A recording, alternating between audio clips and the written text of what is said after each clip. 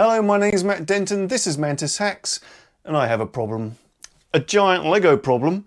The problem is I've run out of space to store all of my projects. It's a nice problem to have. I'm going to build a giant set of shelves to store these projects on. That includes the Giant Lego Bulldozer, the Giant Lego Forklift, and the Giant Lego Tractor. The construction of this shelving unit is going to be very simple. I'm using this 34mm steel tube which I've ordered online, and it comes cut to the lengths you want. And then you've got these corner brackets which simply slot onto the tube, and then you grub screw down onto the tubing to hold it in place. The uprights will go through these corner pieces, so there'll be 4 corners which make up one shelving unit, and then on top of that I'm going to use some 18mm birch plywood. There's a couple of ways that I could attach the shelves to the framework. On each corner of the plywood you could just drill a hole through for the upright to go through and then drop the shelves down onto the framework. But what I've decided to do is actually cut a more intricate shape out of each corner, which allows the shelf to sit down onto the metal framework better all the way round. But it does need this kind of cool shape cutting out of it. Now my CNC machine isn't big enough to take the entire shelf, so this template here is the correct shape that I need. And then what I've done is put some M8 bolts into it. There's some recessed nuts in the back there. And this will just sit on the corner of the shelving unit, and I can run my hand router around the edge to take this contoured shape onto each shelf.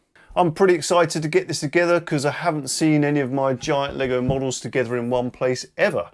So it'd be good to see them finally and on display.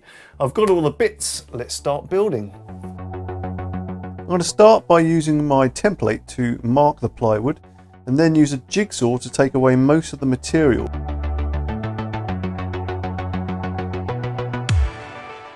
Now I clamp the template to the plywood and use the router to follow the template.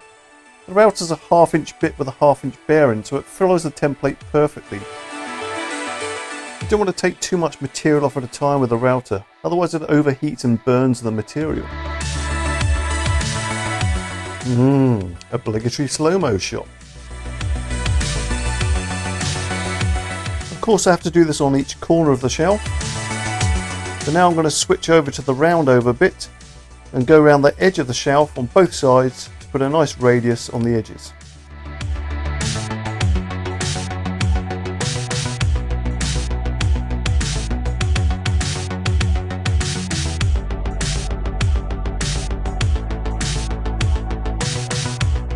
Now let's assemble the first frame.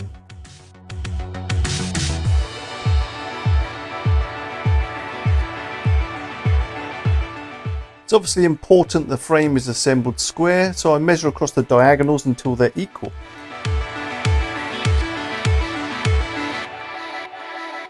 Once I had the first frame set up, I added some offcuts to the corners and used it as a jig to set up the other 2 frames.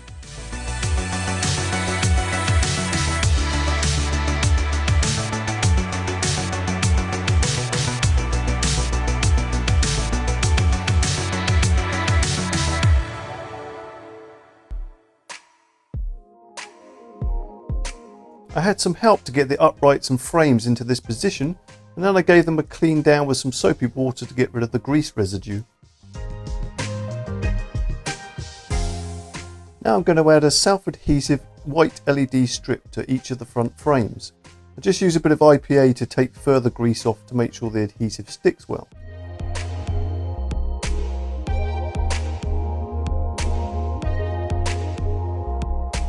I'm soldering extension wires onto each of the end of the LED strips, and they'll all go back to a central point to a dimmer that goes into a wall socket.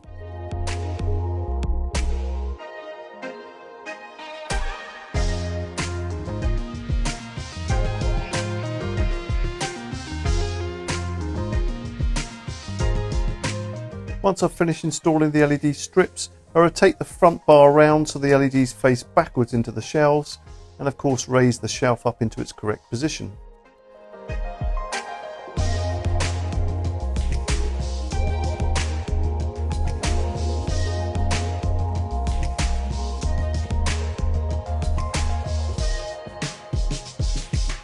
Now I just need to push the shelves back into position, try out one of the shelves in place, and of course test the lights.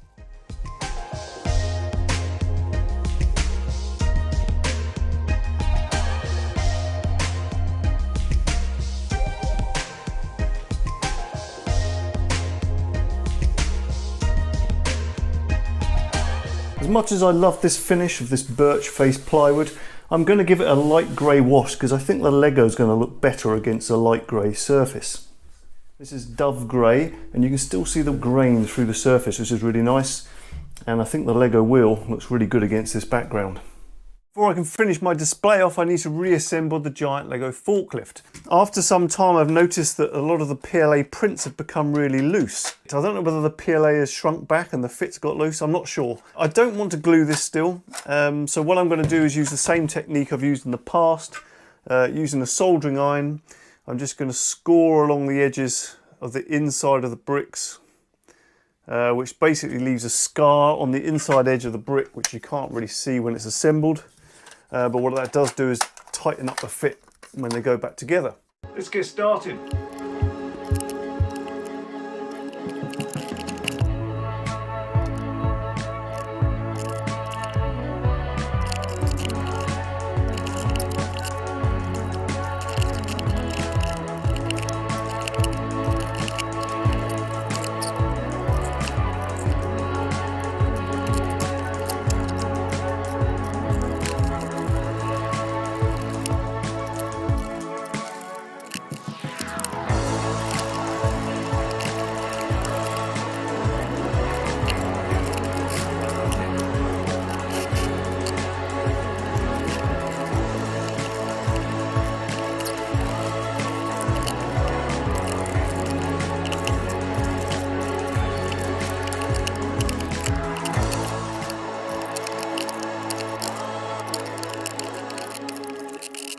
Well, it's back together apart from the forks and the wheels, which I'll put on when I take it downstairs and put it onto the display shelf. So what I'm thinking is down the bottom, forklift, then tractor, and then bulldozer at the top.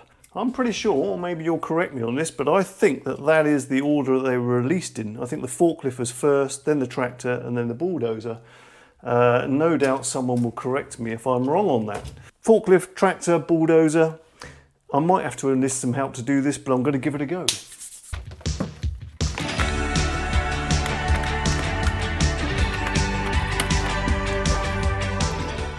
it going to fit? Here we go. Not like a glove.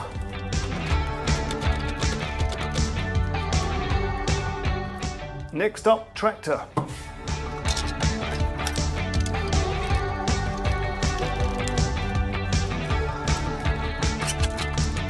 Something I've done with both the tractor and the forklift is printed up some clear, well, kind of clear Lego bricks which sit underneath the wheels to support and take the weight off of these, because over time the axles tend to bend.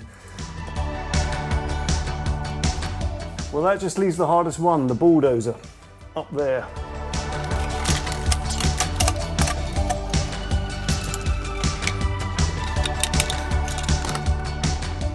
Quite hard getting that up there, and it just about fits with the bucket between the two side rails there.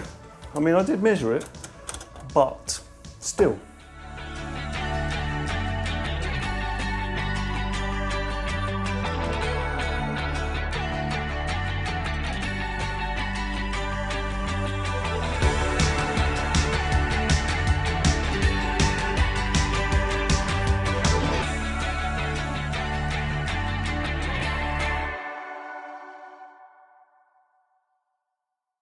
I added another bit of plywood on the bottom because the forklift didn't look quite right, just sat on the floor. But otherwise I think it looks great, and it's really nice seeing all three models together at once. It's really hard to get them in the shot, as you can probably see. But I think it looks great. You can let me know what you think in the comments below, and don't forget, like, share, subscribe. Bye.